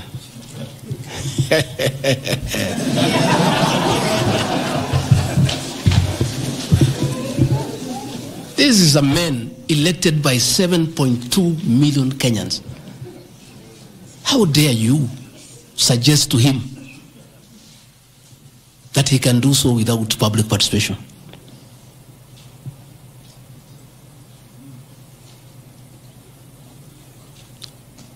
I have no intention whatsoever to resign from this job. I'll fight to the end.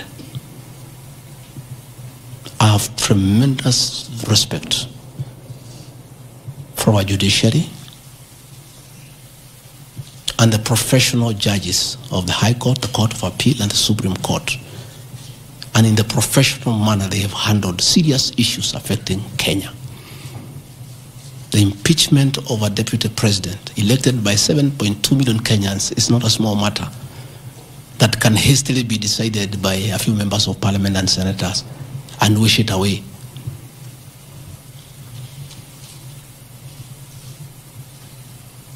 I'll submit myself to independent institutions to get justice. And I'm sure, I have no doubt in my mind that I'll get justice. And this impeachment will be thrown out. And I'll carry out my duties as deputy president. That is why anybody sending feelers to me to resign is a joker. And I found a few of people using my friends to come and sweet talk to me.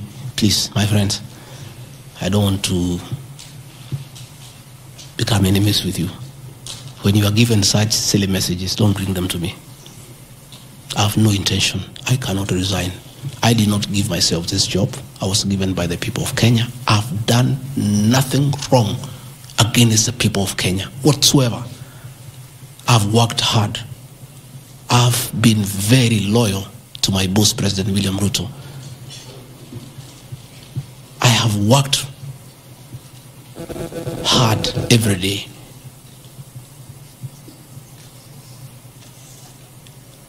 And I will not be distracted.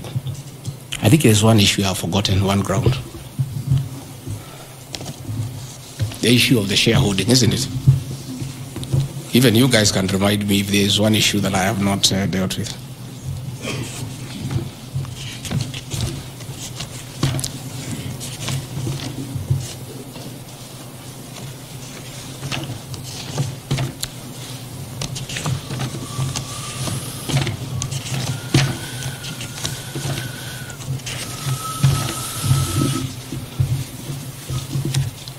Can somebody there give me my notes on shareholding?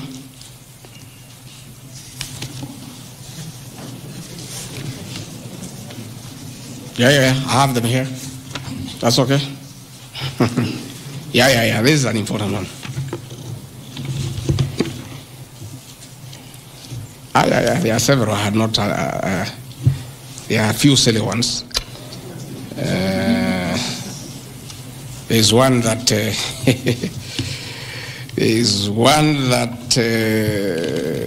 I'm conniving with cartels in the tea sector to block KTDA from implementing guaranteed minimum returns that would benefit small traders.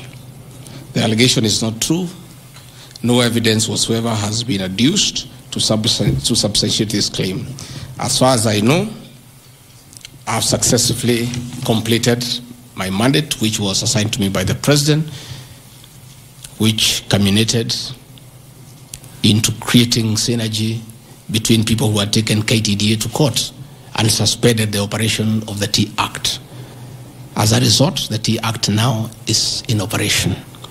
The president never mandated me to take over the affairs of the Ministry of Agriculture. He asked me to spearhead tea reforms.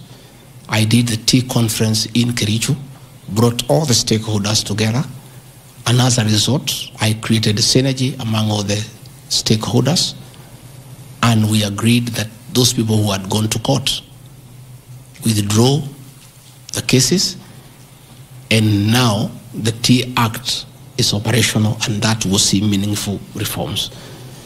As to claims that I have stopped the selling of tea in Mombasa, there is no evidence to that effect, and I want to call upon the Honorable Mutuse to provide that evidence. Again, in matters coffee, I was given a job by the president to initiate the coffee reforms, which I have done successfully. I held the coffee conference in Meru for 3 days in 2023. For the last 2 years, I have been working with stakeholders, including members of parliament and the Senate, which has culminated into 2 bills: the Coffee Bill 2023 and the Cooperative Bill 2023. These 2 bills, the Coffee Bill 2023, will see the reintroduction of the Coffee Board of Kenya that will market coffee for farmers without putting profit. We have also recommended the reintroduction of the Coffee Research Foundation or the Coffee Research Institute in Roiro to work on better varieties and drought-resistant crops. Through my efforts, again, I've completed my work. The 2 bills are before the National Assembly. I call upon members of the National Assembly immediately after the impeachment process to embark on these 2 bills and see them to fruition so that farmers can enjoy the work we have done in coffee reforms. I have seen another absurd, that I have taken control of a local cooperative society in Madera constituency where I was a member of parliament. This is false. I should be told which society by name, because I know all the societies. I know all the farmers by name. It's really ridiculous. Again, there is no evidence. There is nothing. It's just trying to spoil my name before the people of Madera who elected me as their member of parliament. On the issues of shareholding, I think this matter has been discussed for a long time, and I think it's good tonight I put it in proper perspective. I wish to state that the allegation is equally false. None of my family members, allies, or associates are in control of any cooperative society in Madera. That one I had done. In shareholding by virtue of the provisions of the 3rd schedule of the Political Parties Act, the constituent parties of Kenya Kwanza Coalition entered into various agreements which were deposited with the Speaker of the National Assembly and the Speaker of the Senate for purposes of Article 108 of the Constitution of Kenya. 16.2, the following were members, parties of Kenya Kwanza: UDA, ANC, Ford Kenya, PAR, Farmers Party, Chama cha Kazi, Communist Party, Economic Freedom Party, the Service Party, Tujibebe wa Kenya Party, Umoja na Maendeleo Party of Kenya, and the Democratic Party of Kenya. In accordance with provisions of Clause 3E of Schedule 5 of the Political Parties Act, each of the agreements contained in a power-sharing development agenda for certain regions in Kenya. I attach here copies of the said agreement. I'll give you the Kenya Kwanza agreement so that you know when I talk about shareholding, I'm not talking about Kenyans, I'm talking about this agreement that was signed by President William Ruto and almost everybody else on how power will be shared. I've never talked about sharing resources. I have been talking about power sharing for people to get what they deserve in sharing power in accordance with this agreement.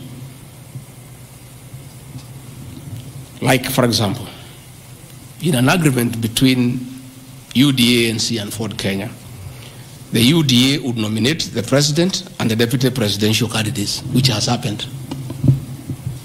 I got my share, although I have no share certificate. The president would guarantee the stature, dignity, financial and operational autonomy of those of the deputy president. It's in the agreement. The office of the deputy president will be allowed specific duties identified at Article 21 of the agreement. ANC will be allocated the position of prime cabinet secretary to be established within 14 days. It was given to Musalia. The office of the deputy president, Ford Kenya will be allocated the position of the Speaker of the National Assembly, which was given to Moses Wetangula.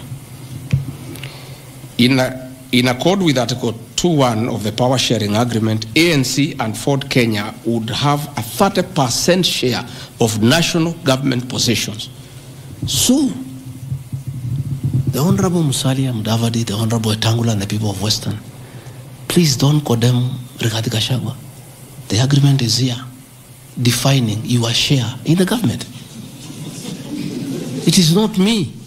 I did not sign this document. It was signed by Musalia, Wetangula, and President William Ruto. So when I say about this share thing in terms of positions, I've never talked about resources, about development. Although it is also here, is that regions bargained with the president for shares. Musalia Mudavadi and Moses Wetangula bargained for 30% of shares within the Kenya Kwanza government Although they were also supposed to give us 70% of the vote, which they did not. Nevertheless, since they gave a certain vote, they are still entitled to some share one way or another. So it is not Rigathi Gachagua who said that a government is like a company. It is the agreement of the Kenya Kwanza, which I will be tabling in the National Assembly. It is not me. It went ahead to say it. He said, ANC and Ford Kenya would have 30% share of national government positions. That is cabinet secretaries, principal secretaries, high commissioners, ambassadors, diplomatic and consular representatives, chairpersons of state corporations, directors of state corporations, chairpersons and commissions of constitutional commissions, provided the 30% share is to be shared equally between the ANC and Ford Kenya. Sasa mimi nikiambia watu wafuate share yao, makosa yangu ni gani? Iko hapa. I did not sign. They went ahead. Musalia Mudavadi and Wetangula. And they must follow these things. Because I will not follow for them because I was not party to the Western agreement. The agreements were with regions. So when people say I'm dividing regions, I'm simply following the Kenya Kwanza agreement of the way it was debated. They went ahead and said, Article 22 of sharing agreement set out a list of priority projects which Kenya Kwanza would endeavor to fulfill in the ANC and Ford Kenya strongholds of Western Kenya between 2022 to 2027 on a priority basis. Musalia Mudavadi and Wetangula signed a package for Western Kenya. I've never had anybody call them tribalists, but they signed an agreement demanding for Western Kenya. They demanded, and it was agreed it will be done. Completion of all incomplete or stored bitumen roads. Construction of an extra 1,000 kilometers of bitumen in Western Kenya. Revival and modernization of sugar factories in Western Kenya. Establishment of new industries identified in Article 22 of the agreement.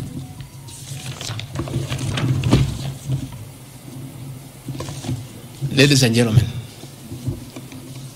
this is the Kenya Kwanza agreement on shareholding. What crime has Rigathi Gachagua committed to be impeached by saying what President William Ruto appended his signature to, with Musalia Mudavadi and Wetangula who will preside over my impeachment? What crime has this man committed? The crime of this man is just being truthful, because people do not want these things to be known. That is the problem. People have a problem that I'm a truthful man. The people of Western Kenya has now known today what their leaders signed with President William Ruto. It is upon them to demand their share as per this agreement. I did not sign this agreement. I will read the people who signed. But because I was present and I'm a truthful man, I fight for the people of Western Kenya. Power sharing agreement between Kenya Kwanza and PAR of Amason Kingi. I want to give 2 examples. Yeah?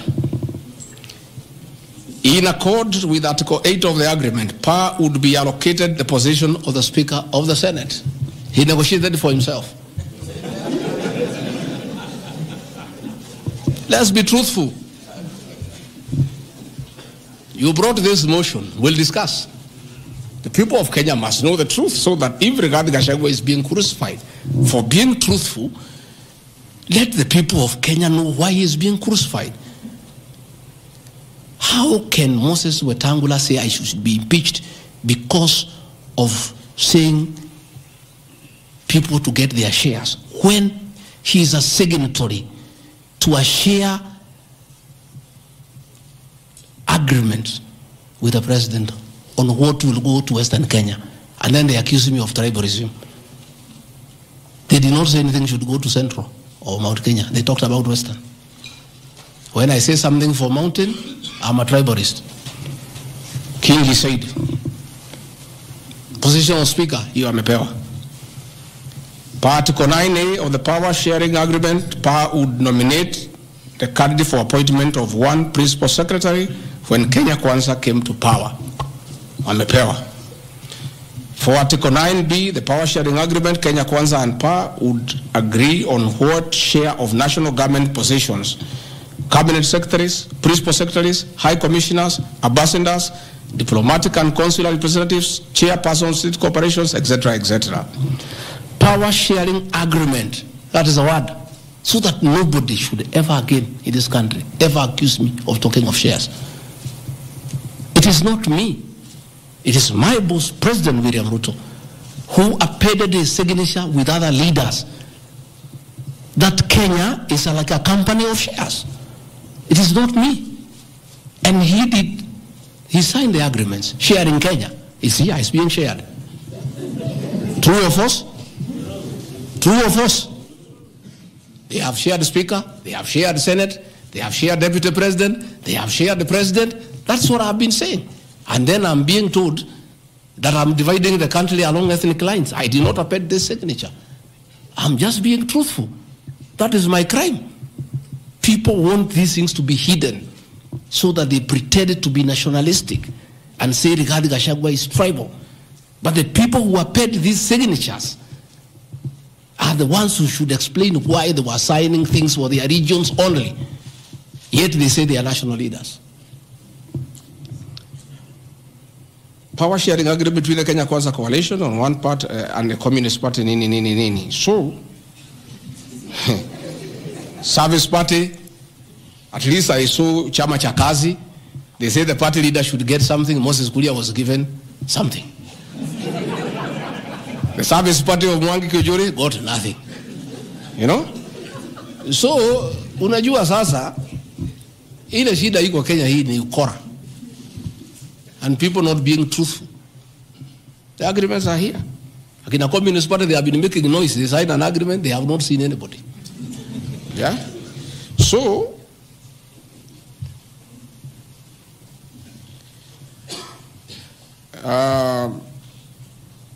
my speeches on the shareholder issue are informed by their aforesaid power sharing covenants, which are founded on law and lessons learned from the well-known disputed 202 NAC power sharing agreement. Further power sharing agreements are a feature of government formation in all democracies in the world that provide the formation of coalitions. My pronouncements on the issue, properly understood, are not only anchored in law, but entirely harmless and incapable of being construed as a basis for ethnic animosity, a danger to national cohesion, or a threat to national unity. On the contrary, coalition building has been one of the most important innovations since the disputed 2007 elections in ensuring stability, equitable sharing of political power, national cohesion, and fostering of national unity.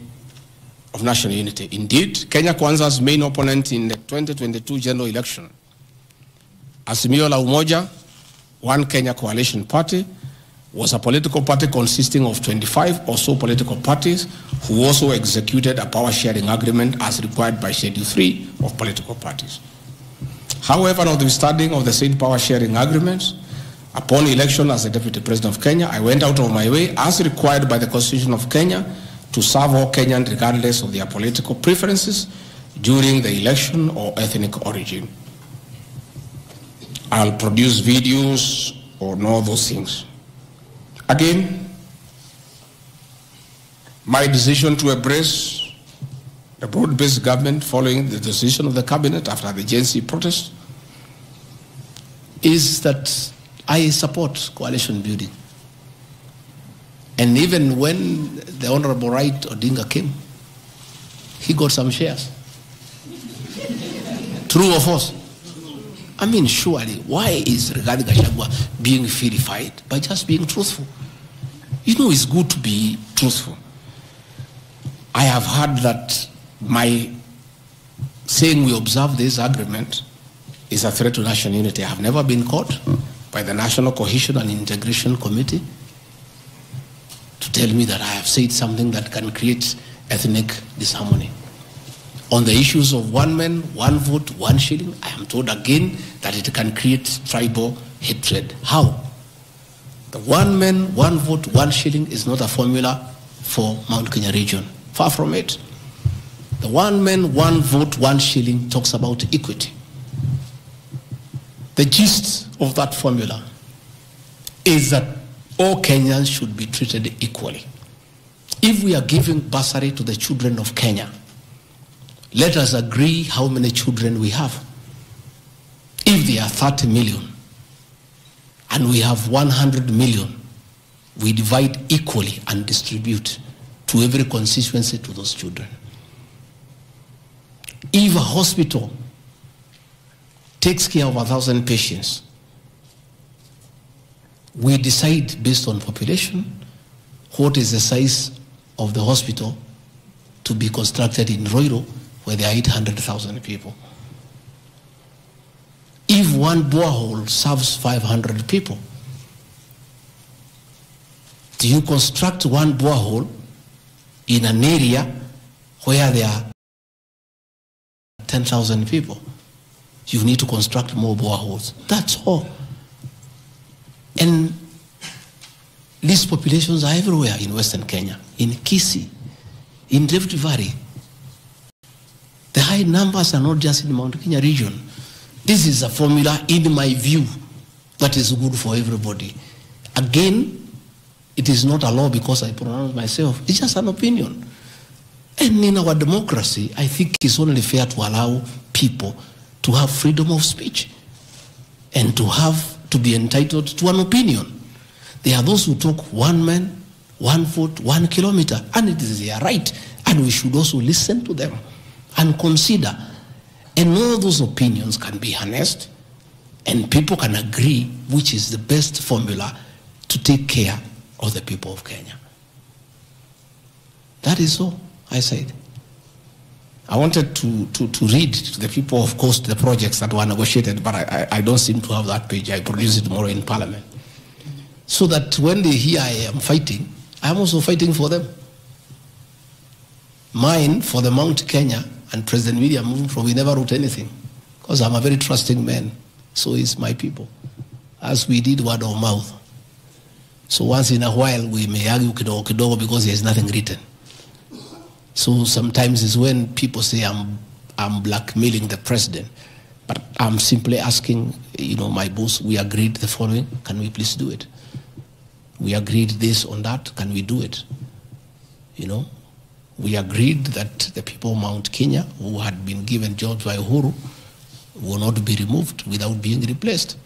We don't seem to be honoring that. Can we honor it?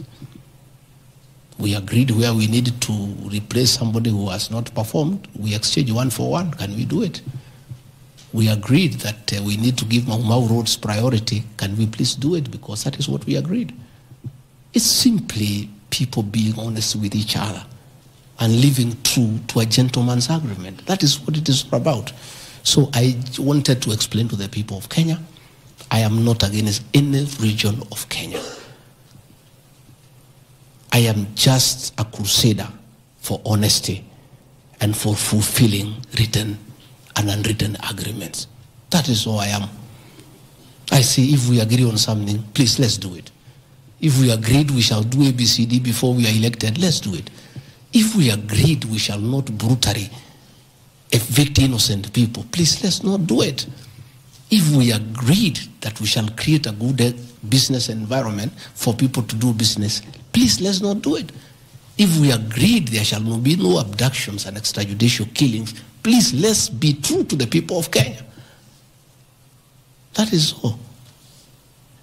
So I want to thank every one of you. And because I've been in Parliament, I don't think it is necessary to have questions. I've been very, very clear on no issues, why I called this a press briefing. I've said I'll be in Parliament tomorrow. I've asked my team to try to give you all the materials so that you can also go and digest. But I think I've prosecuted my case before my employers, the people of Kenya. And I trust because the members of Parliament are also listening. They'll be fair, they'll be just, and they'll be true to their conscience and do the right thing and not hang an innocent man. without evidence. I wouldn't mind being crucified if there was evidence, but there's nothing. Nothing. Zero. I've explained myself to the fullest. And I think you and the people of Kenya have heard me. Let me thank all of you for giving me this time, and I appreciate the media for your role to inform the people of Kenya, to educate them, to entertain them, and keep them abreast with what is going on. I want to thank you for your coverage of the short public participation on this impeachment motion, because you exposed it for what it was, and your video clips are very useful for us as we argue in courts of law. You guys are wonderful. You are good people. No wonder you are called the fourth estate. I don't know where we would go in this country without you. We would have so much impunity. We would go back to dictatorship without the media. I want to encourage you to continue to be the watchdog on behalf of the people of Kenya, to protect the Constitution with zeal, to uphold the rule of law, and to call out impunity and corruption. And I want to say, after this impeachment, I want the members of parliament now to focus on the corruption scandals around our country. The Adani scandal, the issues in public health sector, the glaring theft of public resources. That is what parliament should consider and take time. And that is what the people of Kenya want.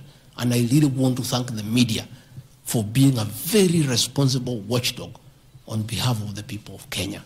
Please continue writing. Where Rigathi Gachagua has gone wrong, please write. But always accord me the right of reply. Don't condemn me unheard. And I want to thank you tonight, because you have really written accusations against me. But I am also to blame because I never called you, isn't it? Now that I have called you, I want you to request you. Every accusation, put my answer. Is that not fair? Let the people of Kenya judge. You want to ask questions? Yes. But not outside this. Okay. Your Excellency, thank you. We appreciate you hosting us here. You have said a lot in the last more than nearly 2 hours, so I'll be very brief in relation to what you said. My colleague Sam Gituk hosted you here on the 20th of September, and you said a motion of such magnitude cannot head to Parliament without the sanctioning of the party at the parliamentary group level and without the go-ahead or the green lighting by the President. Has President William Ruto in effect sanctioned that motion now that it's in Parliament? Second, this is in relation to your statement on the 4th of January this year regarding High Court Judge Honorable Esther Maina you have mentioned. You said you accused her of corruption, and you said you'll file a petition, but we never saw you there. You nonetheless said that you have filed a petition. Can you tell the Kenyan people when you have filed that petition? Maybe you can note. This one the same because, Your Excellency, you and President William Ruto hold the ultimate office that must provide answers for the Kenyan people. You therefore are open to accountability, scrutiny, and questions. When you took your oath of office, you told the Kenyan people that the country has empty coffers, that you inherited empty coffers. However, your statement is contrary to what the Kenya National Bureau of Statistics says, that at the time when you assumed office, the country had at its disposal 3.02 trillion Kenya shillings, includes revenue plus appropriations in aid. Why, Mr. Deputy President, did you make such a misleading statement in front of the Kenyan people and the world? Regarding your shareholding question, I'm sorry to hold you to account, Mr. Deputy President, that the context in which you have provided the agreement between the parties, the Kenya Kwanza parties, and your defense is different. This is what we said in Kericho County, that this government on February 2023 This government is a company, you told the people, that has its shares. There are owners who have the majority of shares and those who just have a few, while others do not have any. You invested in this government, you told the people of Kericho County, so you must reap. You sowed, you tilled, you put manure and irrigated. Now it's your time to reap. Some few months later, the High Court quashed the appointment of more than 1,406 KRA officials. And the judgment? 700 of those officials were either from the Kalenjin or the Kikuyu community. How much of a responsibility will you take, being part of the presidency, of such gross locking out of Kenyans who qualify, who are competent, who merit, yet half of those appointments went to only 2 communities? That's enough. Thank you. One, the issue of Justice Minor is sub judice. I don't want to discuss it because it's a matter before court, but I'll be able to give you the date when we filed so that you can follow the petition. As to the issues that this motion cannot find its way to the Assembly without the President nod, that is true. It can't. It has its nod. As to the issue of shareholding, again, this is a matter that I will be prosecuting. By answering your question, I'll delve into the merits and the demerits of the argument that will come up. But I also want to remind you that I did not say that it's a company. I said like a company. Like. You look at the clip, it's there. Like, I gave an example. And a company has shareholders. I've just read to you, there's 30% here for somebody. That's what I was saying. I was just being truthful without removing the agreement. Again, I am not responsible for making appointments in Kenya. I don't make any appointments. The Deputy President does not appoint anybody. You know, the appointing authority. Ladies and gentlemen, because my lawyers tell me we don't want to delve into the merits and the demerits of the presentation that I've made. Yes, Karanja.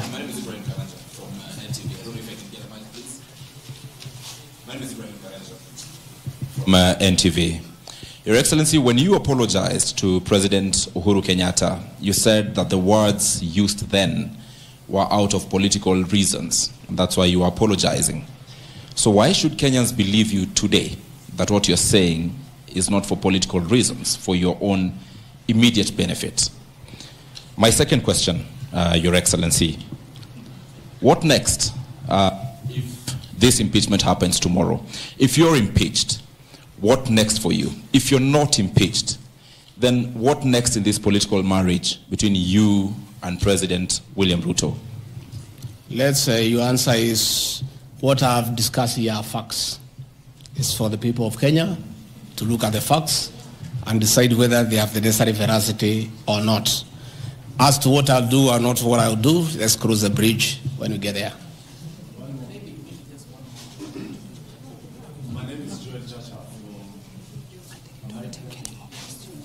I think, good people, we have had a long night. We have had a very long night, and you need to go and file your story. I want to once more thank you very much. Good people, asanteni sana, Mungu awabariki. Tutaonana kesho. Thank you.